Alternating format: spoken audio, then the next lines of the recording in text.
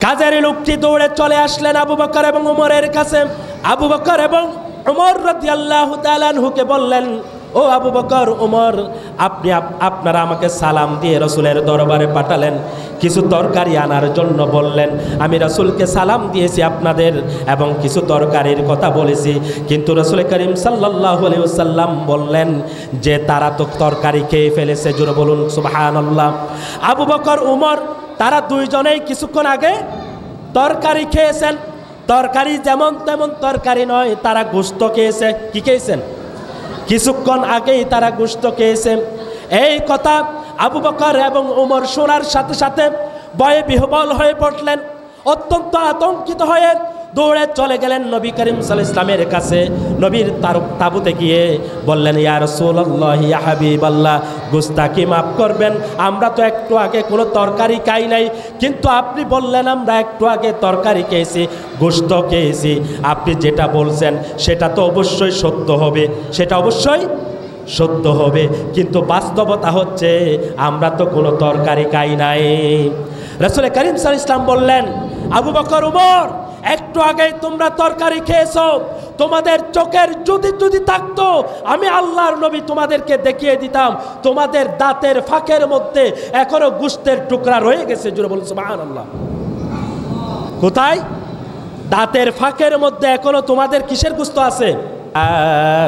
ইলাহা ইল্লাল্লাহু মুহাম্মাদুর রাসূলুল্লাহ কালিমা পড়ে লেসানের মাধ্যমে তোমরা ঈমান এনেছো ঠিক, কিন্তু তোমাদের অন্তরের ভিতরে ঈমান ঢুকে নাই। আল্লাহর নবী বলেন, ঈমান তোমাদের অন্তরের ভিতরে কিভাবে ঢুকবে আমি নবী মুহাম্মদ সাল্লাল্লাহু আলাইহি ওয়াসাল্লাম বলে দিচ্ছি। লা তুযুল মুসলিমিনা, কোনো মুমিনকে তুমি কষ্ট দিতে পারবে না। যদি মুমিনকে কষ্ট দেয় তাহলে ধরে নিতে হবে তার ঈমানটা হচ্ছে জিহ্বার মধ্যে, কলবের ভিতরে কোনো ঈমান নাই। জোরে বলুন নাউজুবিল্লাহ। এই জন্য আল্লাহর নবী ইরশাদ করেন, মান সালিমাল মুসলিমুনা মিন লিসানিহি ওয়া ইয়াদিহি, আল মুসলিমু মান সালিমাল মুসলিমুনা মিন লিসানিহি ওয়া ইয়াদিহি, মুসলমান তো ওই ব্যক্তি যার জিহ্বা থেকে আর যার হাত থেকে অপর মুমিন নিরাপদ থাকে, তাকে মুসলমান বলা হয়। আল্লাহর নবী এই হাদিসের মধ্যে বলেন, ও দুনিয়ার মানুষেরা, আমার উম্মতেরা, তোমরা যারা জবান দিয়ে ঈমান এনেছো, তোমাদের ঈমানটা এখনো কলবের ভিতরে প্রবেশ করে নাই। তোমাদের ঈমান কলবের ভিতরে প্রবেশ করবে যদি তোমরা কোনো মুসলমানদেরকে কষ্ট না দাও। জোরে বলুন সুবহানাল্লাহ। লা তুযুল মুসলিমিন ওয়ালা তুআইয়ির ওয়ালা তুআইয়ির, এবং মানুষকে কষ্ট লজ্জা দেয়া যাবে না, মানুষকে কষ্ট দেয়া যাবে না, মানুষকে লজ্জা দেয়া যাবে না। ওয়ালা তাত্তাবিউ আওরাতিহিম, আর মানুষের দোষ ত্রুটি খুঁজে বের করা যাবে না, কে কোথায় কী করতেছে, কী বলতেছে। কিছু মানুষ পিছনে লেগে থাকে। এই তিনটা কাজ যারা করবে তারা প্রকৃত মুসলমান নয়। জোরে বলুন নাউজুবিল্লাহ। আমাদের সমাজে আছে নাকি এরকম মানুষ? আছে নাকি যারা শুধুমাত্র জিহ্বার মাধ্যমে কালেমা পড়েছে, মনে করতেছে তারা অনেক বড় ইমানদার হয়ে গেছে? আল্লাহ রাব্বুল আলামিন বলেন, ওয়া মিনান নাসি মান ইয়াকুলু আমান্না বিল্লাহি ওয়া বিল ইয়াউমিল আখির ওয়া মা হুম বিমুমিনিন। নবী হে, কিছু মানুষকে আপনি দেখবেন তারা আপনার কাছে এসে বলবে আমরা ঈমান এনেছি, আল্লাহর উপর ঈমান এনেছি, আখিরাতের উপর ঈমান এনেছি, কিন্তু আমি আল্লাহ রাব্বুল আলামিন তার কলবের খবর জানে, তার অন্তরের ভিতরে কোনো ঈমান নাই। তাহলে এই হাদিসের দ্বারা প্রমাণ হয় তিনটা কাজ যার ভিতরে থাকবে সে প্রকৃত ঈমানদার নয়। 1 নম্বর, মানুষকে যারা কষ্ট দেয়। 2 নম্বর, মানুষকে যারা লজ্জা দেয়, লজ্জা শরম দেয়। 3 নম্বর, মানুষের দুষ্কৃতি খুঁজে বেড়ায়। এই 3 শ্রেণীর মানুষকে আল্লাহর নবী বলছেন তারা ঈমানদার নয়, কলবের ভিতরে তাদের ঈমান ঢুকে নাই। জোরে বলুন নাউজুবিল্লাহ। ওয়া মান তাত্তাবা আল্লাহু আওরাতাহুম, আল্লাহর নবী ইরশাদ করেন, মান তাত্তাবা আওরাতা আখিহিল মুসলিম, যেই ব্যক্তি মুসলমান ভাইয়ের দোষ ত্রুটি অন্বেষণ করে, কে কোথায় কে বলেছে, কে কোথায় কে করেছে, এই ধরনের চিন্তা ভাবনা করে যারা চলাফেরা করে, দোষ ত্রুটি খুঁজে বেড়ায়, তাত্তাবা আল্লাহু আওরাতাহু, আল্লাহ রাব্বুল আলামিন তার দোষ ত্রুটি খুঁজে বের করবেন। জোরে বলুন নাউজুবিল্লাহ। কত বড় সাংঘাতিক বিষয়! আপনি একজনের দোষ ত্রুটি খুঁজে বের করতেছেন, আল্লাহর নবী বলেন আল্লাহ তোমার দোষ ত্রুটি খুঁজে বের করবেন। নাউজুবিল্লাহি মিন যালিক। শুধু তাই নয়, আল্লাহর নবী কি বলেন? ওয়ামান তাত্তাবা আল্লাহু আওরাতাহু, যেই ব্যক্তিটির দোষ ত্রুটি স্বয়ং আল্লাহ খুঁজে বের করবেন, ইয়াফতাহুহু ওয়ালাউ ফি জাওফি রাহলিহি, ওই মানুষটি যদি ঘোড়ার উটের যে হাওদা আছে, যে হাওদাতে মানুষ বসে, ওই হাওদার ভিতরেও যদি মানুষ লুকিয়ে থাকে, এরপরও আল্লাহ রাব্বুল আলামিন তার দোষ ত্রুটি খুঁজে বের করে মানুষের সামনে প্রকাশ করে দিবে। জোরে বলুন নাউজুবিল্লাহ। তাহলে আমাদেরকে এই তিনটা কাজ করা যাবে না। সম্মানিত ভাইরা, এখানে আল্লাহ বললেন, আল্লাহ রসুল বললেন, মানুষকে কষ্ট দিলে তার অন্তরের ভিতরে ঈমান প্রবেশ করে না। এখন মানুষকে কষ্ট দেওয়ার ধরন হচ্ছে দুইটা। এক নাম্বার হচ্ছে কথার মাধ্যমে কষ্ট দেওয়া, আর দুই নাম্বার হচ্ছে কাজের মাধ্যমে কষ্ট দেওয়া। একটা মুখে কষ্ট দেওয়া, আর একটা কি কাজের মাধ্যমে। এই দুই বিষয়ের ভিত্তিতে আমি আলোচনা করব ইনশাআল্লাহ। এক নাম্বার, কথার মাধ্যমে যে কষ্ট দেয়া হয় তার মধ্যে এক নাম্বার হচ্ছে গালি দেওয়া। ঝগড়া হলে গালি দেয় কি দেয় না? গালি দেয় কি না? এক নাম্বার হচ্ছে গালি দিলে তাহলে সে ইমানদার নয়। তাহলে সে কি নয়? ইমানদার নয়, কারণ সে মানুষকে কষ্ট দেয়। গালি দেওয়া মানে মানুষকে কষ্ট দেওয়া, তাহলে তার অন্তরের ভিতরে ঈমান প্রবেশ করে নাই। তাহলে প্রথম হাদিসটা আপনাদের মনে রাখতে হবে। আমি এখন ধারাবাহিকভাবে আলোচনা করব যে কাজের মাধ্যমে, যে কথার মাধ্যমে মানুষকে কষ্ট দেয়া হয়। আমরা শুরুতেই সূত্র পড়েছি, যে মানুষকে কষ্ট দেয় তার অন্তরের ভিতরে কি নাই? ঈমান নাই, ঢুকে নেই। তার শুধু জিহ্বা ঈমানের কথা উচ্চারণ করেছে, অন্তরের ভিতরে ঈমান নাই। তাইলে কথার মাধ্যমে যে কষ্ট দেয় তার মধ্যে এক নম্বরের প্রকার হচ্ছে মানুষকে গালি দেওয়া। রাসূল করিম সাল্লাল্লাহু আলাইহি ওয়াসাল্লাম ইরশাদ করেন, বুখারী শরীফের 48 নম্বর হাদিস, 6044 নম্বর হাদিস, 7076 নম্বর হাদিস, মুসলিম শরীফের 64 নম্বর হাদিস, মিশকাত শরীফের 4814 নম্বর হাদিস। রাসূল করিম সাল্লাল্লাহু আলাইহি ওয়াসাল্লাম ইরশাদ করেন, সিবাবুল মুসলিমি ফুসুকুন, মানুষকে গালি দেওয়া ফুসুক, ফাসেকি কাজ। ফাসেক কাকে বলে? যে আল্লাহর বিধান থেকে বা আল্লাহর অনুসরণ থেকে বের হয়ে যায়। আল্লাহর অনুসরণ আনুগত্য থেকে যারা বের হয়ে যায় তারা মুসলমান থাকতে পারে না। তাহলে গালি দেওয়া এটা আমাদের সমাজে একটা সহজ বিষয়, ঠিক না ঠিক? ঝগড়া হলেই গালি দিচ্ছে, অথচ এই গালি দেওয়ার মাধ্যমে ঈমানটাই চলে যাচ্ছে। জোরে বলুন নাউজুবিল্লাহ। সিবাবুল মুসলিমি ফুসুকুন ওয়া কিতালুহু কুফরুন, আর মুমিনকে কতল করা হচ্ছে কুফরি কাজ, কাফের হয়ে যাবে। জোরে বলুন নাউজুবিল্লাহ।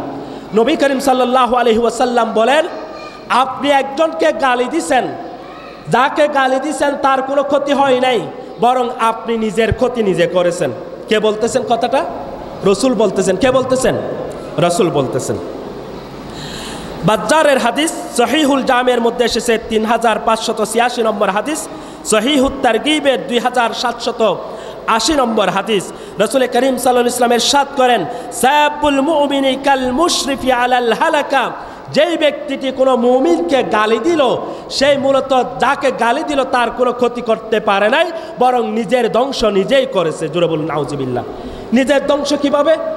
আমরা তো পূর্বের আয়াতেই বুঝতে পেরেছি, তার ঈমানেই চলে যায়। তাহলে যার ঈমান চলে যায়, এর চেয়ে বড় ধ্বংস নিজের জন্য আর কিছু হতে পারে? কথা বলেন। আমি মনে করতেছি আমি ঈমানদার, আমি নামাজ পড়তেছি, আমি রোজা রাখতেছি, আমি হজ করতেছি, আমি যাকাত দিচ্ছি, কিন্তু গালি দেওয়ার কারণে ঈমানটাই চলে গেল। ঈমান ছাড়া নামাজের কোনো মূল্য, ঈমান ছাড়া হজের কোনো মূল্য নেই। তাহলে যাকে গালি দিল তার ক্ষতি হলো, নাকি যে গালি দিল তার ক্ষতি হলো? কথা কি বোঝা যায়? যে গালি দিল তারই ক্ষতি হয়েছে। সুতরাং গালি দেওয়া থেকে আমাদেরকে বিরত থাকতে হবে। সম্মানিত উপস্থিতি, রাসূল করিম সাল্লাল্লাহু আলাইহি ওয়াসাল্লাম বলেছেন, যে দুইজন, একজনে গালি দিচ্ছে আরেকজনে গালি দিচ্ছে না, তাহলে আরেকজনের কোনো অপরাধ নাই, কিন্তু এও গালি দিচ্ছে আরেকজনও গালি দিচ্ছে। রাসূল সাল্লাল্লাহু আলাইহি ওয়াসাল্লাম দুইজনকে শয়তান বলেছেন। নাউজুবিল্লাহ বলেন না? আপনারা কথার ভিতরের রহস্য বুঝতে পারতেছেন না বলে নাউজুবিল্লাহটা সহজে বের হচ্ছে না। আমাদের সমাজে গালি দুই পক্ষ দেয় কি দেয় না? দুই পক্ষ গালি দেয়। রসুল বলতেছে যে দুই পক্ষ হকের উপর থাকুক আর না থাকুক, উভয় পক্ষ শয়তান। উভয় পক্ষ কি? শয়তান। আমাদের পাড়ায় আছে কি নাই? পাড়ায় এলাকায় আছে কি নাই? আসুন, রসুল সাল্লাল্লাহু আলাইহি ওয়াসাল্লাম বলেছেন, মুসনাদে আহমদের ১৭,৫২২ নম্বর হাদিস, আল আদাবুল মুফরাদ ৪২৭ নম্বর হাদিস, সহিহুল জামের ৬৬৯৬ নম্বর হাদিস। নবী করিম সাল্লাল্লাহু আলাইহি ওয়াসাল্লাম ইরশাদ করেন, আল মুস্তাব্বানি শাইতানান বিতাকাদাবানা ওয়া ইয়াতাহাতারান। রাসূল করিম সাল্লাল্লাহু আলাইহি ওয়াসাল্লাম ইরশাদ করেন, উভয় গালমন্দকারী দুইজনেই শয়তান।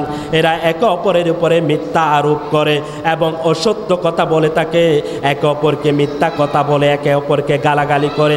তারা উভয়ই শয়তানের দোসর। জোরে বলুন নাউজুবিল্লাহ। যেই মানুষটি শয়তান হয়ে যায় গালি দেওয়ার কারণে, শয়তান আল্লাহর ইবাদত করলে ইবাদত কবুল হবে নাকি? কথা বলেন নাই? আপনারা কি করেন? এদিকে খেয়াল করেন। যারা শয়তান হয়ে যায় গালি দেওয়ার কারণে, তার নামাজের কোনো গুরুত্ব আছে? শয়তানের কোনো ইবাদত আল্লাহর দরবারে কবুল হবে? দেখেন, জিনিসটা আমরা সহজ মনে করি। আমি হাদিস নম্বরগুলো বলতেছি এই কারণে, যেহেতু এখানে রেকর্ড হচ্ছে, পরবর্তীতে বলবে যে তিনি কি কথা বলে গেলেন। তাহলে তো এই কথার আলোকে আমরা কেউ তো মুমিন নয়। তো এই কথাগুলো তো আমি বলি নাই, আমি শুধু নকল করেছি আল্লাহ রসুল থেকে। এই জন্য হাদিসের নাম্বারগুলো বলতেছি। সম্মানিত উপস্থিতি, যদি কেউ কাউকে গালি দেয় তাহলে এর মাধ্যমে শয়তানকে সহযোগিতা করা হয়। কাকে সহযোগিতা করা হয়? আবু হুরায়রা রাদিয়াল্লাহু তাআলা আনহু থেকে একটি হাদিস, রসুল করিম সাল্লাল্লাহু আলাইহি ওয়াসাল্লামের জীবদ্দশায় একজন মদ পান করলেন। তাকে রসুলের দরবারে ধরে নিয়ে আসা হলো। সাহাবা কয়েকজনকে আল্লাহ রসুল দায়িত্ব দিলেন যে তাকে প্রহার করো, মারো। মদ পান করলে কি করতে হবে? প্রহার করতে হবে, মারতে হবে, রাষ্ট্রীয় শাসন। তো কেউ কাপড় দিয়ে, কেউ জুতা দিয়ে, কেউ রাবার দিয়ে, যে যেটা পাইছে সেটা দিয়ে প্রহার করতেছে। মায়ের দেওয়া শেষ হওয়ার পরে ওই যে মায়ের খাইছে এতক্ষণ, সে চলে যাচ্ছে। সে তো অনেক শাস্তি ভোগ করেছে মদ খাওয়ার কারণে। তার যে শাস্তি, সে শাস্তিটা সে পেয়ে গেছে। এখন সে চলে যাচ্ছে। চলে যাওয়ার সময় একজন বললেন, সে লাঞ্ছিত হোক, সে অপমানিত হোক। কার কথা বললেন? যে মদ খেয়েছে তাকে বললেন, একটা গালি দিলেন আর কি। সে লাঞ্ছিত হোক, অপমানিত হোক। এই কথা রাসূল সাল্লাল্লাহু আলাইহি ওয়াসাল্লামের কানে চলে আসলো। কার কানে আসলো? রাসূল সাল্লাল্লাহু আলাইহি ওয়াসাল্লামের কানে চলে আসলেন। রাসূল করিম সাল্লাল্লাহু আলাইহি ওয়াসাল্লাম বললেন, লা তাকুলু হাকাযা, ও আমার উম্মতেরা, আমার সাহাবারা, তোমরা এমন কথা বলবে না। লা তুইনু আলাইহি শাইতান, তোমরা এই কথা বলার মাধ্যমে তার বিরুদ্ধে শয়তানকে তুমি সহযোগিতা করেছো। জোরে বলুন নাউজুবিল্লাহ। আমার ভাইরা, কোনো মানুষ যদি জালেমকে সহযোগিতা করে সে জালেম হয়ে যায়। সে কি হয়ে যায়? আল্লাহর রসুল বলছেন, ফাকাদ খারাজা মিনাল ইসলাম, যে ব্যক্তিটি একজন জালেমের সাথে চলাফেরা করে সে ইসলাম থেকে খারেজ হয়ে যায়। ইসলাম থেকে কি হয়ে যায়? খারেজ হয়ে যায়, বহিষ্কার হয়ে যায়। জালেমের সাথে চললেও আল্লাহর নবী বলেছেন, সহিহ হাদিস, আল্লাহ রসুল বলতেছেন, কেউ যদি জালেমের সাথে পথ চলে, যারা মানুষকে কষ্ট দেয়, যারা মানুষ খুন করে, যারা মানুষের টাকা পয়সা লুটতরাজ করে, দেশের টাকা বিদেশে পাচার করে, এরা সবাই কি? জালেম। এরা সবাই কি? এমন জালেমের সাথে কেউ যদি সমর্থন করে, চলাফেরা করে, ফাকাদ খারাজা মিনাল ইসলাম, সে মুসলমান থেকে বের হয়ে যায়, সে কাফের হয়ে যায়। বলুন নাউজুবিল্লাহ। আল্লাহর নবী বললেন যে এই জালেমের চেয়েও বড় মারাত্মক হচ্ছে শয়তান হয়ে যাওয়া। আপনি যদি কোনো মানুষকে গালি দেন তাহলে শয়তানকে সহযোগিতা করা হয়ে যায়। জোরে বলুন নাউজুবিল্লাহ। যে প্রথম গালি দিবে সকল গুনাহ তার গানের উপরে, যে প্রথম গালি দিবে সকল গুনাহ তার কাঁধের উপরে আসবে। তবে দ্বিতীয়জন সীমা লঙ্ঘন করা যাবে। যদি সে সীমা লঙ্ঘন করে তাহলেও সে একই গুনার ভাগীদার হয়ে যাবে। শুধু তাই নয়, গালি দেওয়ার মারাত্মক সবচেয়ে যে বিষয়টা সে হচ্ছে, কিয়ামতের ময়দানে আপনি যাকে গালি দিয়েছেন, আপনার যে সওয়াব আছে, গালি দিলেও কিছু নামাজ পড়ছেন না, রোজা হজ যাকাত দিচ্ছেন না, ওই সমস্ত সওয়াবগুলো যাকে কষ্ট দিয়েছেন, গালি দিয়েছেন, মেরেছেন, তাদেরকে এই সওয়াবগুলো দিয়ে দেয়া হবে। জোরে বলুন না নাউজুবিল্লাহ। আচ্ছা, সওয়াব ছাড়া কি জান্নাতে যাওয়া যাবে? জান্নাতে যাওয়া যাবে না। এখন আপনার সওয়াবগুলো যদি যাকে গালি দিয়েছেন, কষ্ট দিয়েছেন, তাকে দিয়ে দেওয়া হয়, আপনার তো আর কোনো সওয়াব নেই। এখন আপনি যে পরিমাণ মানুষকে কষ্ট দিয়েছেন, সওয়াবগুলো দেওয়ার পরেও মানুষের ঋণ পরিশোধ হয় নাই কিয়ামতের ময়দানে, তখন আল্লাহ রাব্বুল আলামিন ওই যাদেরকে গালি দেয়া হয়েছে তারা কিছু গুনাহ করছে না, ওদের সমস্ত গুনাহগুলো ওই যে গালি দিয়েছে তার কাঁধের উপর চাপিয়ে দেওয়া হবে। জোরে বলুন নাউজুবিল্লাহ। তাহলে নিজের সওয়াবও শেষ, আবার আরেকজনের গুনাহও নিজের কাঁধে নিতে হবে। তাহলে ডাবল গুনাহ হয়ে আল্লাহর নবী ইরশাদ করেন সুম্মা তুরিহা ফিন্নার, এরপরে তাকে জাহান্নামের মধ্যে নিক্ষেপ করা হবে। লম্বা হাদিস, এই জন্য আমি শুধু বাংলা অনুবাদটা পড়লাম। হাদিসটা হচ্ছে মুসলিম শরীফের 2581 নম্বর হাদিস, তিরমিজি শরীফের 2418 নম্বর হাদিস, সহিহার 845, মিশকাত শরীফেও আসছে। তাহলে গালি দেয়া যাবে? তাহলে মুখ দিয়ে কষ্ট দেওয়ার অন্যতম একটি মাধ্যম হচ্ছে গালি দেওয়া। 2 নম্বর মাধ্যম হচ্ছে গীবত করা। গীবত করা, গীবত তো বুঝেন, একজন মানুষ একটা ভুল কাজ করেই ফেলেছে, এখন আপনি ফাঁসরিয়াতে বসেন, মসজিদের গাটলায় বসে, অথবা সরকারি ফুলতলে বসে, মুন্সির হাটের দোকানে বসে, আপনার ব্যবসায়িক প্রতিষ্ঠানে বসে, চায়ের দোকানে বসে, স্কুল মাদ্রাসার অফিসে বসে গীবত শুরু করে দিছেন। শুনছ ওই অন্ডে ইয়ে নেন গজ্জি দে আছে কি নাই? আপনি অনেক সহজ মনে করছেন না বিষয়টা? দেখেন, আল্লাহর নবী ইরশাদ করেন আতাদরুনা মাল গীবা, ও আমার সাহাবারা, গীবত কি জিনিস তোমরা কি জানো নাকি? ক্বালু আল্লাহু ওয়া রাসূলুহু আলাম, সাহাবারা বললেন আল্লাহ এবং তার রাসূল ভালো জানেন। রাসূল সাল্লাল্লাহু আলাইহি ওয়াসাল্লাম বললেন যিকরুকা আখাকা বিমা ইয়াকরাহু, এমন কথা তুমি বলবে যেই কথাটা শুনলে পরে সে কষ্ট পাবে। জোরে বলুন সুবহানাল্লাহ। একজন মানুষের কথা সমালোচনা আপনি এক জায়গায় করতেছেন, ওই আপনি যে সমালোচনা করছেন সেই কথাটা যার সমালোচনা করছেন সে যদি শুনে যে আব্দুল করিম বা আব্দুল সত্তার আমার বিষয়ে অমুক জায়গায় এই কথা বলতেছেন, এটা যখন যার সমালোচনা করা হচ্ছে সে শুনবে, সে যদি কষ্ট পায় তাহলে সেটা গীবত হবে। সেটা কি হবে? গীবত হবে। আল্লাহর নবী ইরশাদ করেন আফারাআইতা ইন কানা ফি আখি মা আকুল, একজন সাহাবা বললেন ইয়া রাসূলুল্লাহ, যদি কোনো মানুষ ওই অপরাধটা করে থাকে, এরপরও সেটা গীবত হবে নাকি? যার সমালোচনা আমি করলাম, যার কথা আমি আলোচনা করলাম, সে তো মূলত ওই অপরাধ করেছে, ওই অপরাধ করেছে। যদি সেই অপরাধী হয়, তার কথা যদি সমালোচনা করি, এরপরেও সেটা গীবত হবে নাকি? রাসূল বললেন ইন কানা ফিহি মা তাকুলু ফাকাদ ইত্তাবাতহু, তুমি যদি ওই মানুষটা করেছে, একটা পাপ কাজ করেছে, এই কথা বলে থাকো, এটার নামই হচ্ছে গীবত। আর যদি মিথ্যা বানিয়ে বলেও তাহলে সেটা বুহতান, অপরাধ। জোরে বলুন নাউজুবিল্লাহ। সুতরাং এই গীবত চর্চা করতে আল্লাহ রাব্বুল আলামিন সরাসরি নিষেধ করেছেন। সূরা হুজুরাতের 12 নম্বর আয়াত আল্লাহ রাব্বুল আলামিন বলেন ওয়ালা ইয়াকতাব বা'দুকুম বা'দান আইয়ুহিব্বু আহাদুকুম আইয়াকুলা লাহমা আখিহি মাইতান ফাকারিহতুমুহু। ও দুনিয়ার মানুষ, তোমরা তো একজন আরেকজনের গীবত করে বেড়াও, একজনের সমালোচনা আরেকজনে করো। নামাজ পড়েছ জামাতের সাথে, জামাত থেকে বের হয়ে রাস্তায় দাঁড়িয়ে মসজিদের গাটলায় বসে গীবত করা শুরু হয়ে যায়। জোরে বলুন ঠিক কিনা? সকল নামাজগুলো বরবাদ হয়ে যাবে। নামাজ কি হয়ে যাবে? বরবাদ হয়ে যাবে। আল্লাহ রাব্বুল আলামিন বলেন এইভাবে তোমরা গীবত করো না, আরেকজনের দুশ্চর্চা করো না। সূরা হুজরাতের 12 নম্বর আয়াত, এটা 49 নম্বর সূরা।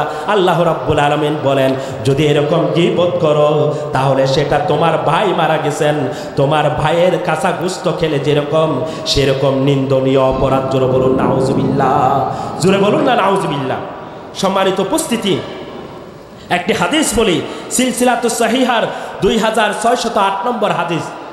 রাসূল সাল্লাল্লাহু আলাইহি ওয়াসাল্লামের সময়ে বিভিন্ন সফরে যেতেন রসুল। সাহাবারাও যেতেন, জেহাদের জন্য যেতেন, দাওয়াত দিতে যেতেন, এরকম কিছু কাজে রাসূল সাল্লাল্লাহু আলাইহি ওয়াসাল্লাম সঙ্গী সাথীদেরকে নিয়ে বের হতেন। এভাবে একদিন সাহাবাদেরকে নিয়ে রাসূল সাল্লাল্লাহু আলাইহি ওয়াসাল্লাম বের হলেন। আর কিছু দূর যাওয়ার পরে একটা বিকেল বেলা হয়ে যাওয়ার কারণে রাসূল সাল্লাল্লাহু আলাইহি ওয়াসাল্লাম সবাইকে বললেন, এখানে আমরা বিশ্রাম করব। সবাই তাঁবু টাঙানো হলো। আবু বকর এবং উমর রাদিয়াল্লাহু তাআলা আনহু এক তাঁবুতে ছিলেন। আবু বকর উমরের খেদমত করার জন্য, রান্না করার জন্য একজন ছেলে ছিল, কাজের লোক যেটাকে বলে সহজ ভাষায়। তো এখন আবু বকর এবং উমর রাদিয়াল্লাহু তাআলা আনহু ঘুম যাওয়ার পরে ঘুম থেকে উঠলেন। উঠার পরে দেখলেন যে ওই ছেলেটা ঘুমাচ্ছে। কোন ছেলে? যে ছেলে উঠে রান্না বান্না করার কথা, সে এখন কি ঘুমাচ্ছে। আমরা বলি যে লাট সাহেবের মতো ঘুমাইতেছে, ঠিক না? এই কথাটা হযরত আবু বকর উমরও বলে ফেললেন। জোরে বলুন সুবহানাল্লাহ। মানবীয় তবিয়ত আর কি। আবু বকর উমর দেখছো বাড়িতে যাবে ঘুম যায়, সেভাবে ঘুম যাচ্ছে। কোথায় রান্না বান্না, কোনো ঠিক ঠিকানা নেই। আবু বকর উমর রাদিয়াল্লাহু তাআলা আলাইহিম আজমাইন দুইজনে এই কথা বলে একটু করে সমালোচনা করলেন। তারপর ওই ছেলেটা ঘুম থেকে উঠলো। ওঠার পরে ওই ছেলেটাকে বললেন, তখন আর রান্না করার সময় নাই, রান্না করার কি নাই, সময় নেই। রাসূল সাল্লাল্লাহু আলাইহি ওয়াসাল্লাম বললেন যে হযরত আবু বকর এবং উমর ওই ছেলেটাকে বললেন, যাও রাসূল সাল্লাল্লাহু আলাইহি ওয়াসাল্লামকে গিয়ে সালাম বলবে আর আমাদের জন্য তরকারি দিতে বলবে। কি দিতে বলবে? তরকারি খাওয়ার জন্য, রুটি তো আছে, তরকারি দেওয়ার জন্য বললেন। কেন বলল? মানে রাসূল সাল্লাল্লাহু আলাইহি ওয়াসাল্লাম তখন জিজ্ঞেস করবে, তুমি তো আবু বকর উমরের রান্না করার কথা ছিল, তুমি কি রান্না করো নাই? এই কথাটা রাসূল তাকে জিজ্ঞেস করবে, ঠিক না? তখন সে কি বলবে? আমি ঘুমছিলাম। তখন আল্লাহ রাসূল বকা দিবে।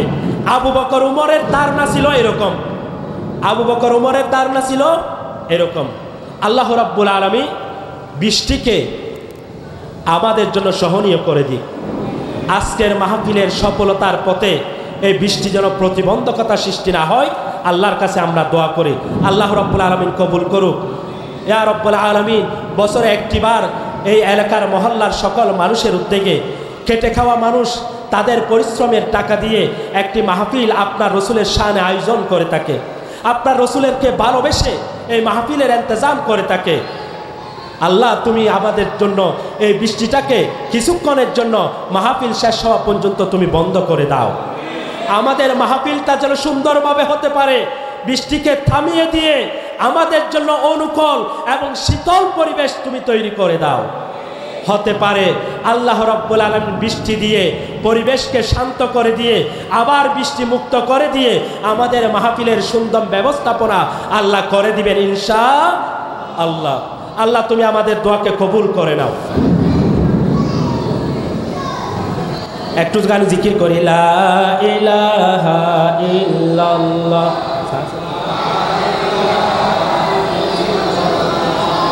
লা ইলাহা ইল্লাল্লাহ, লা ইলাহা ইল্লাল্লাহ,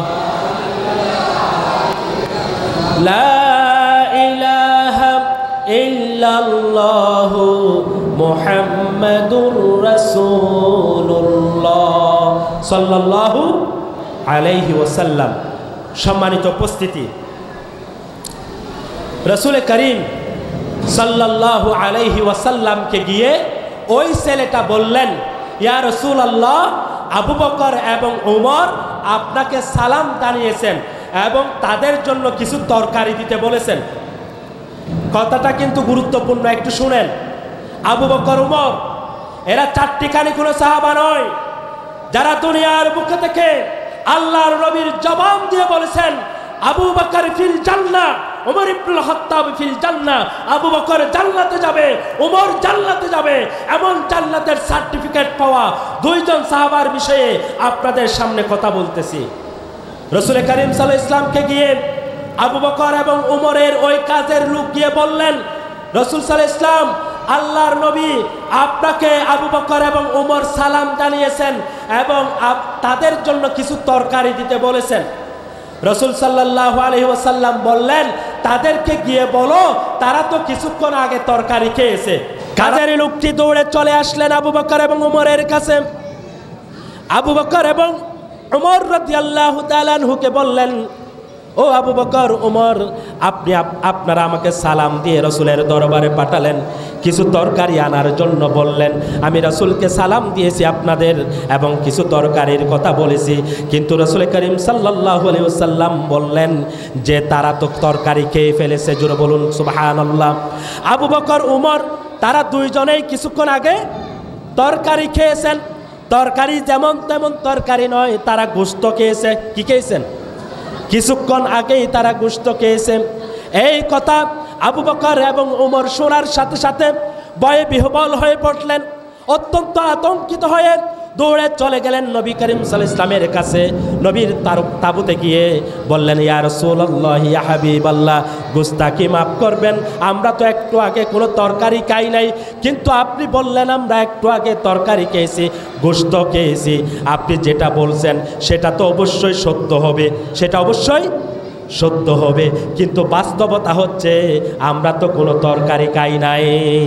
রাসূল করিম সাল্লাল্লাহু আলাইহি ওয়াসাল্লাম বললেন, আবু বকর, ওমর, একটু আগেই তোমরা তরকারি খেয়েছো, তোমাদের চোখের যদি থাকতো আমি আল্লাহর নবী তোমাদেরকে দেখিয়ে দিতাম তোমাদের দাঁতের ফাঁকের মধ্যে এখনো গোশতের টুকরা রয়ে গেছে। জোরে বলুন সুবহানাল্লাহ। কোথায়? দাঁতের ফাঁকের মধ্যে এখনো তোমাদের কিসের গোশত আছে?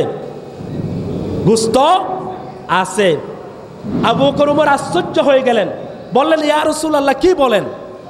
রাসূল সাল্লাল্লাহু আলাইহি ওয়াসাল্লাম বললেন, তোমাদের কাজের লোক যখন ঘুমিয়ে পড়ছিল, ঘুম যখন যায় মানুষের কোনো হুঁশ থাকে না, তাদের উপরে কোনো শরীয়ত কার্যকর হয় না। এমন ব্যক্তি যখন ঘুমিয়ে গেছে, তোমরা পরস্পর আলোচনা করেছো, সমালোচনা করেছো, দেখছো লাট সাহেবের মতো ঘুমাচ্ছে, যেন বাড়িতে ঘুমায় সেভাবে ঘুমাচ্ছে। এই দুইটি শব্দ তোমরা ব্যবহার করেছো, এটা তার গীবত করেছো। গীবত করা মানে আমার আল্লাহ বলেছেন নিজের ভাইয়ের, মরা ভাইয়ের গোশত খাওয়া। আমি নবুয়তের চোখে দেখতে পাচ্ছি তোমরা গোশত খেয়েছো, ওই গোশতের টুকরা এখনো পর্যন্ত তোমাদের দাঁতের ফাঁকে আটকে আছে। জোরে বলুন সুবহানাল্লাহ। আবু বকর, ওমরের বিষয়ে কথা বলা হলো, তাহলে এই বিষয়ে আমাদেরকে সতর্ক হওয়া দরকার আছে কি নাই? অনেক সময় আমরা বলে থাকি, অনেক সময় স্কুলে যারা পড়ে, কলেজে যারা পড়ে, দেখবেন এক একটা ছেলের এক একটা নাম আছে। উগ্র নাম দিয়ে দেয় হালাইয়ে। কি দিয়ে? হালাইয়ে হালাদেরই হতা বোঝা যান না।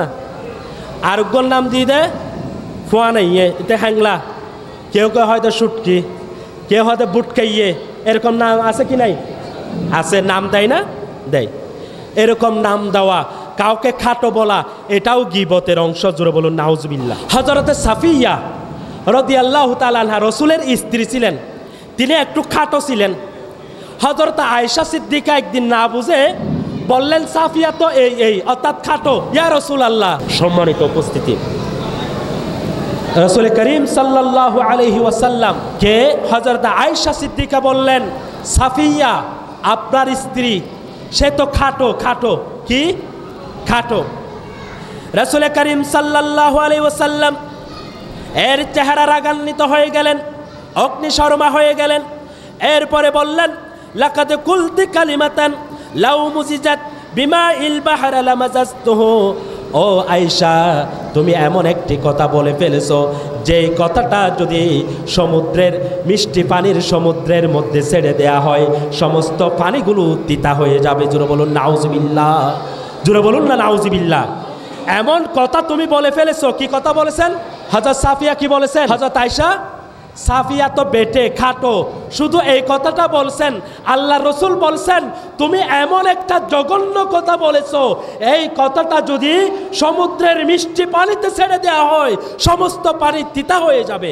জোরে বলুন নাউজুবিল্লাহ। তাহলে বেটে কোটা এটা কেন? এটা এত জঘন্য কেন? এর কারণ হচ্ছে কেউ খাটো হয়েছে নিজের ইচ্ছাই নয়, আল্লাহর ইচ্ছাই খাটো হয়েছে। জোরে বলুন ঠিক কিনা? আপনি যখন একজন মানুষকে কালাইয়া বলবেন, মুটকাইয়ে বলবেন, হ্যাংলাইয়ে বলবেন, তখন মূলত আপনি ওই মানুষকে হেয় করেন নাই, আল্লাহর সৃষ্টিকে হেয় করেছেন। আর আল্লাহর সৃষ্টিকে হেয় করা মানে সেই সৃষ্টির স্রষ্টাকে হেয় করা, আল্লাহকে হেয় করা। জোরে বলুন ঠিক কিনা? সুতরাং আল্লাহ এটা বরদাস্ত করতে পারেন না। এই শব্দটা একটা শব্দ কিন্তু অনেক তিতা হয়ে যায়, দুনিয়ার সমস্ত পানি তিতা হয়ে যাবে, এরকম একটি শব্দ। সম্মানিত উপস্থিতি, সুতরাং আমাদের এই ধরনের আচরণ থেকে বেঁচে থাকা দরকার। আচ্ছা, এরপরে এই ব্যক্তিগুলো পরকালে কি হবে? যারা মানুষের গীবত করে, মানুষ এমন কথা বলে অন্য জায়গায়, যে কথাটা শুনলে পরে যার কথা বলা হলো সে কষ্ট পাবে। রসুল সাল্লাল্লাহু আলাইহি ওয়াসাল্লাম মেরাজে গেলেন। আবু দাউদ শরীফের 4878 নম্বর এবং 79 নম্বর হাদিস, মিশকাত শরীফ এবং সহিহার মধ্যেও এসেছে। রসুল করিম সাল্লাল্লাহু আলাইহি ওয়াসাল্লাম এসে বললেন, ও আমার সাহাবারা, আমি তো মেরাজে গিয়েছি। লাম্মা উরিজা বিয়া মারারতু বিকওমি লাহুম আজফারুন মিন নুহাসিন ইয়াহমিশুনা উজুহাহুম ওয়া সুদুরাহুম। আমি মেরাজে গিয়ে দেখতে পেলাম জাহান্নামের ভিতরে কিছু মানুষের হাতের নখগুলো লম্বা লম্বা করে দেয়া হয়েছে, সবগুলো তামার নখ। কিসের নখ? তামা। কিসের নখ? তামার নখ, যেগুলো আগুনে জ্বলতে জ্বলতে লাল হয়ে গেছে। এমন তামার নখ দিয়ে তাদের চেহারা আর তাদের সিনা নিজেরা খামচি দিচ্ছে। জোরে বলুন না নাউজুবিল্লাহ। আমি জিব্রাইলকে জিজ্ঞেস করলাম, মান হাউলা ইয়া জিব্রাইল, হে জিব্রাইল, এরা কারা যারা নিজেদের তামার নখ দিয়ে নিজেদের চেহারা এবং নিজেদের বুক নিজেরাই খামচিচ্ছে, এরা কারা? রাসূল সাল্লাল্লাহু আলাইহি ওয়াসাল্লামকে হযরত জিব্রাইল বললেন, হাউলাইল্লাযীনা ইয়াকুলুনা লুহুমান নাস, এরা সেই সমস্ত মানুষ যারা মানুষের গোশত খেত। যারা মানুষের কি খেত? মানে কি? গীবত করত। মানে কি? গীবত করত। ওয়ায়াকাউনা ফি আরাদিহিম, এবং মানুষের সম্মান হানি করত। মানুষের সম্মান, এই দুইটি কারণে এই মানুষগুলো জাহান্নামের ভিতরে নিজেদের নখ দিয়ে নিজেদের চেহারা এবং নিজেদের বুকগুলোকে ছিঁড়ে ফেলতেছে। জোরে বলুন না নাউজুবিল্লাহি মিন যালিক।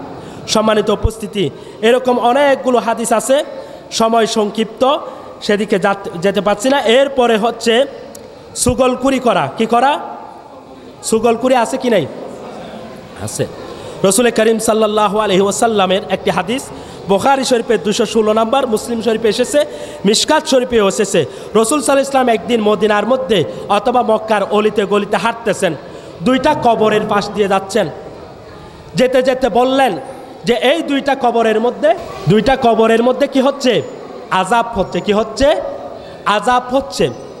আল্লাহর নবী বললেন, ইউআদ্দিবানি ওয়া মা ইউআদ্দাবানি ফি কাবীর, তাদের কোনো বড় কোনো গুনাহের কারণে কবরে আযাব হচ্ছে না, ছোট ছোট দুইটা বিষয়ের কারণে কবরের ভিতরে আযাব হচ্ছে। যে আযাবের কারণে ওই দুইজন মানুষ এত বিকট শব্দে আত্মচিৎকার করছে, রাসূল সাল্লাল্লাহু আলাইহি ওয়াসাল্লাম শুনতে পাচ্ছে। জোরে বলুন সুবহানাল্লাহ। ও আমার ভাইয়েরা, নবী করিম সাল্লাল্লাহু আলাইহি ওয়াসাল্লাম নবুয়তের কারে যখন ওই দুইটা কবরের আযাবের অবস্থাটা শুনলেন, এরপরে বললেন এই দুইটা কবরের মানুষের উপরে ছোট ছোট বিষয়ে তাদের কবরের আযাব হচ্ছে। একটা হচ্ছে আহাদুহুমা লা ইয়াস্তাতির মিন বাউলিহি, একজন তারা প্রস্রাব করার সময় পর্দা করতো না। কি করতো না? পর্দা করতো না। এটা দুইটা মানে।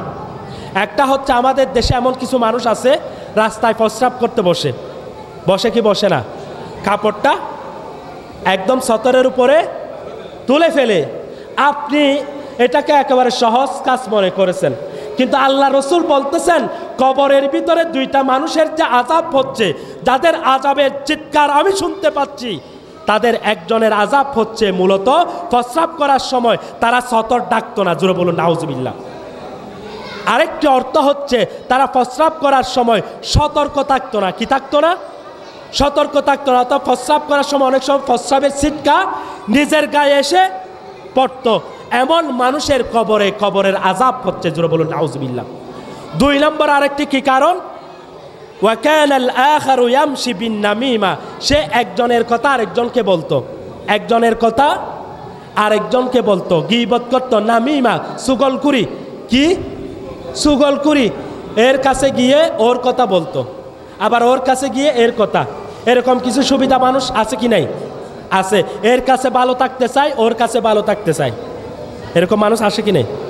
দেখেন, এদের কবরের আযাব হবে। ইন্না লিল্লাহি ওয়া ইন্না ইলাইহি রাজিউন। সুতরাং আমাদেরকে এ বিষয়ে সতর্ক থাকতে হবে। এরপরে কষ্ট দিয়ে মানুষকে কষ্ট দেয় কিভাবে, সেই আলোচনা আমরা করতেছি। একটা হচ্ছে জবান দিয়ে কষ্ট দেওয়া, তার মধ্যে 3টা প্রকার আমরা পড়লাম। 4র্থ নম্বর প্রকার হচ্ছে কাউকে মন্দ নামে ডাকা।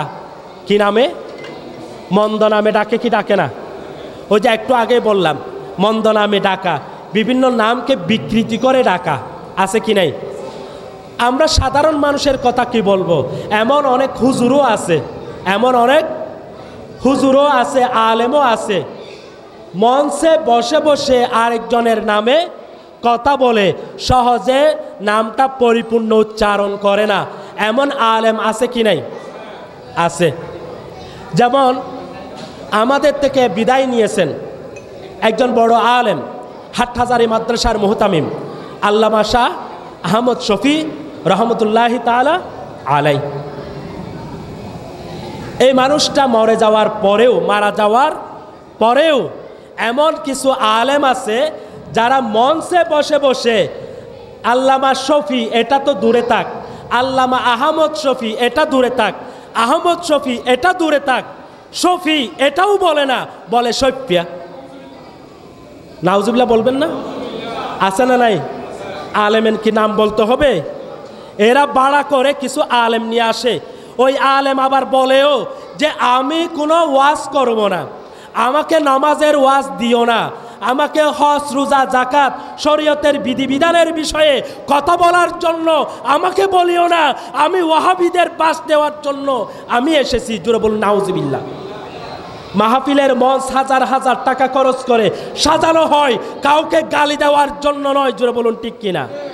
কোরআন হাদিসের কথা বলবেন, আহমদ শফি সাহেবের সাথে আমার দ্বিমত থাকতে পারে, সেই দ্বিমতটা আমি বলবো কোরআন হাদিসের আলোকে। কিসের আলোকে? যে কোনো আলেমের সাথে আমার দ্বিমত থাকতে পারে, কিন্তু আমি দ্বিমত পোষণ করব কোন ভিত্তিতে?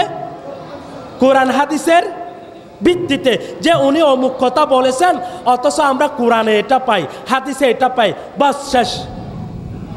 এর চেয়ে বেশি বলা যাবে না। এখন নাম বলে কি? শফিয়া। নাউজুবিল্লাহ বলেন না।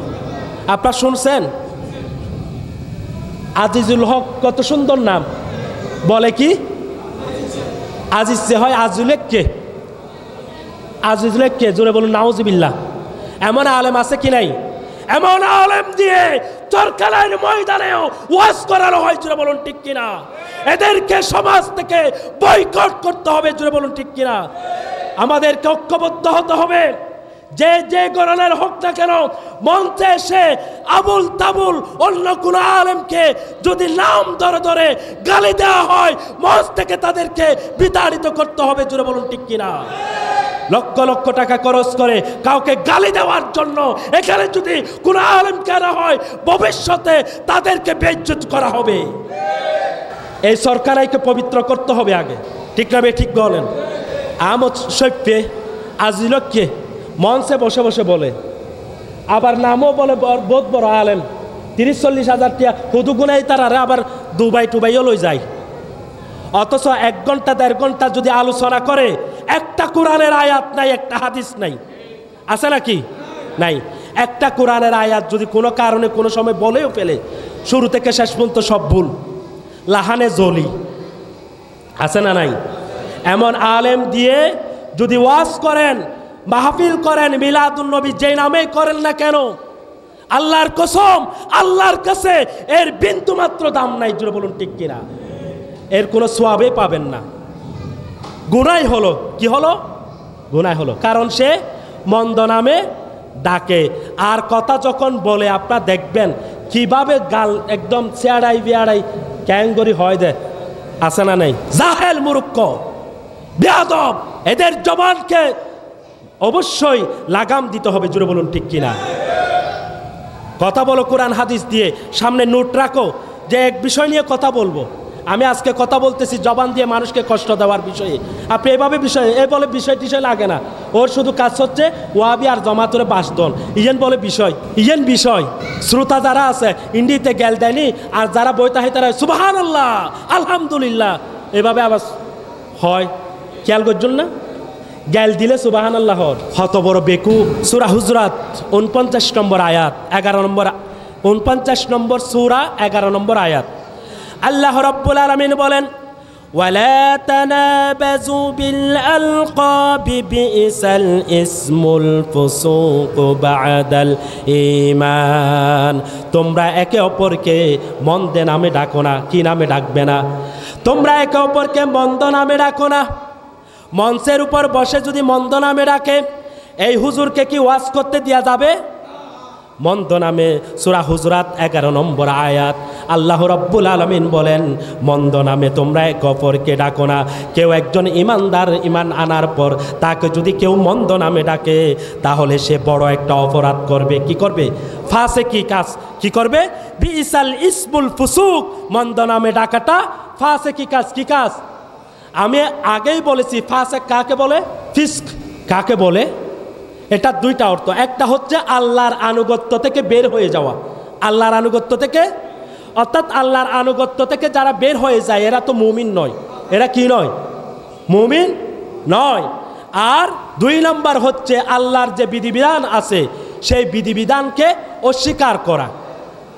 এটাকে ফাসিকি বলা হয়, ফিস্ক।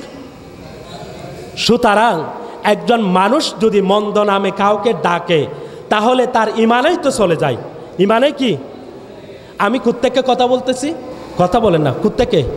কোরআন। এবং আমি কোরআন আয়াত বললেও নাম্বার বলতেছি, সূরা বলতেছি। হাদিস বললেও হাদিসের নাম্বার, কিতাবের নাম বলতেছি কিনা? তাহলে এই কথাগুলো তো আমার নয়, আমি অর্থ করে দিচ্ছি শুধু।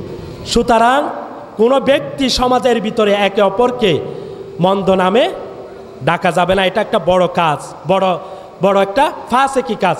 এরপরে আল্লাহ রাব্বুল আলামিন বলেন, ওয়ামাল্লাম ইয়াতুব। ওই ব্যক্তিটা যদি, যে ব্যক্তিটি আরেকজনকে মন্দ নামে ডাকলো, সে যদি তওবা না করে মৃত্যুবরণ করে, তার অবস্থা কি হবে? জানেন এটা কত বড় অপরাধ?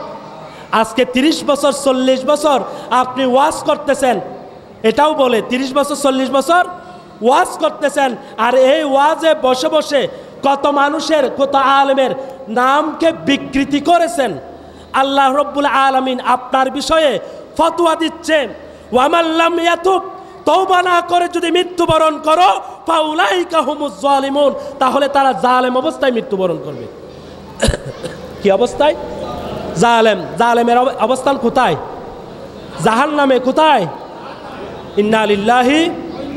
আমাদের সকল আলেম সমাজকে এবং আমাদের সবাইকে এই মানুষকে মন্দ নামে ডাকা থেকে হেফাজত করুক, সকল বলি আমি।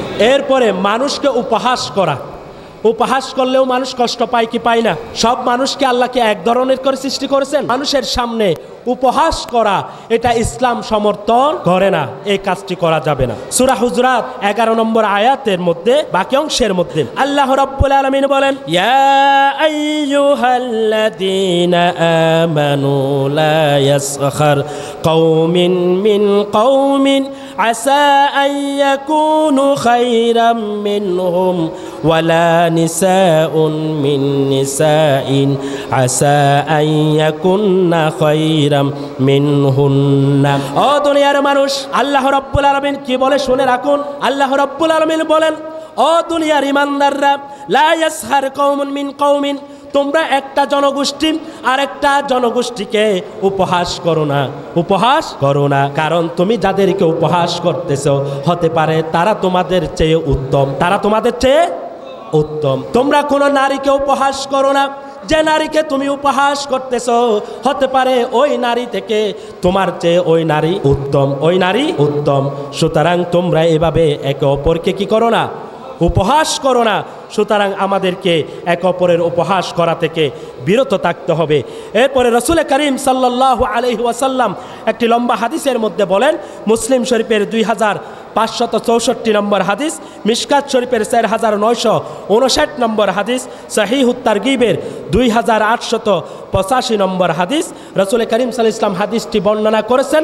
আবু হুরায়রা হচ্ছে এই হাদিসের বর্ণনাকারী রাবী, তার মাধ্যমে আমরা পেয়েছি। রাসূল করিম সাল্লাল্লাহু আলাইহি ওয়াসাল্লাম বলেন, লা তাহাসাদু, তোমরা একে অপরকে হিংসা করো না। একে অপরকে কি করো না? হিংসা করো না। হিংসা করলে মানুষ কষ্ট পায় কি পায় না? ওয়ালা তানাজাসু, একজন আরেকজনকে ধোঁকা দিবে না। কি দিবে না? ধোঁকা আমাদের সমাজে আছে কি নাই? একটি দোকানে যাওয়ার পরে ওই দোকানদার ওই সওদাগর বলল, এই যে কাপড়টা দেখতে পাচ্ছেন, এই কাপড়টা ফ্রান্সের থেকে এসেছে, made in India, made in China, অথচ সেটা বাংলাদেশের উৎপাদিত হয়েছে। আছে কি নাই এরকম ধোঁকাবাজ? আছে কি নাই? ব্যবসার মধ্যে ধোঁকাবাজ আছে।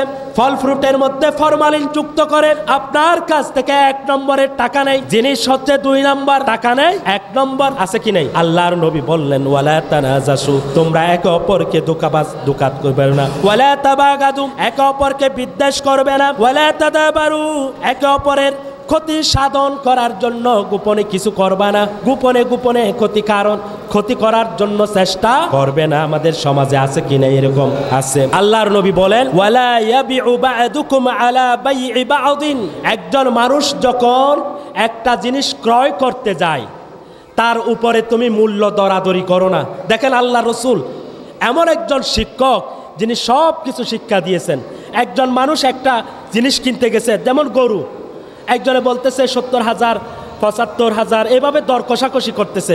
আল্লাহর নবী নিষেধ করেছেন আরেকজন গিয়ে যেন ওই মানুষটি দর কষাকষি করে ওখান থেকে চলে না যাওয়া পর্যন্ত ওই পশুটির দরদাম করা যাবে না। সুবহানাল্লাহ বলেন।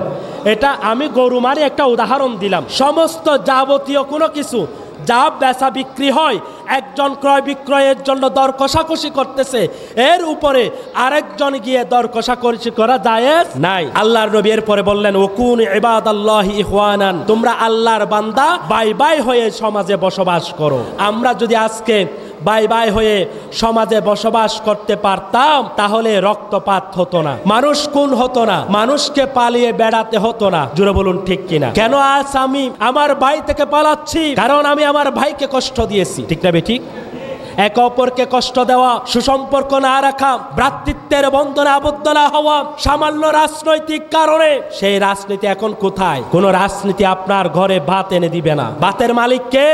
আল্লাহর গোলামি করো। আল্লাহ আপনার রিজিকের ব্যবস্থা করবেন। শুধুমাত্র কিছু দুনিয়াদারি পাওয়ার জন্য, পদ পদবি পাওয়ার জন্য রাজনৈতিক মহলে গিয়ে নিজেকে অন্ধ করে ফেলবেন না। নিজের আদর্শ, চরিত্র, ঈমানকে বরবাদ করে দিয়েন না আল্লাহর ওয়াস্তে। কারণ যে সমাজের মানুষকে আপনি কষ্ট দিচ্ছেন, আপনি মারা গেলে ওই সমাজের ওই মানুষগুলোই আপনার খাটিয়া ধরবে, আপনার কবর করবে, আপনার জানাজা পড়বে। জুড়ে বলুন ঠিক। ঢাকা থেকে, চট্টগ্রাম থেকে মহানগরীর সভাপতি আসবে না, ওয়ার্ডের সভাপতি আসতে পারে। ঠিক না বেঠিক? সুতরাং কার জন্য আপনি রাজনীতি করেন? ওই রাজনীতি বাদ দেন, সমাজের মানুষের সাথে সুন্দর আচরণ করুন।